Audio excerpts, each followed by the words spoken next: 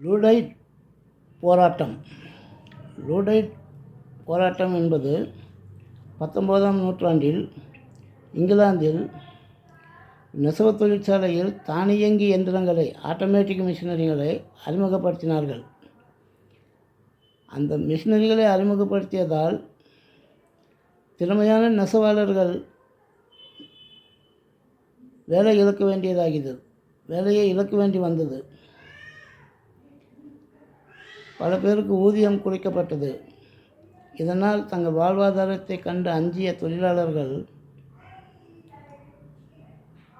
அந்த மிஷினரிகளை சேதப்படுத்தும் போராட்டத்தில் ஈடுபட்டனர். 1811 1813 வரையிலும் இந்த போராட்டம் நீடித்தது. 1812 இங்கிலாந்து அரசு இந்த போராட்டத்தை அடக்குவதற்காக மிஷினரிகளை சேதப்படுத்துபவர்கள் மரண தண்டனைக்கு ஆளாவார்கள் என்ற சட்டத்தை இயற்றியது. அதற்கு பிறகு இராணுவத்தை வைத்து அந்த போராட்டத்தை அடக்கிவிட்டார்கள். பிறகு லூடைட் பல பேர் மரண தண்டனைக்கு உள்ளானார்கள். பல பேர் நாடு கடத்தப்பட்டார்கள்.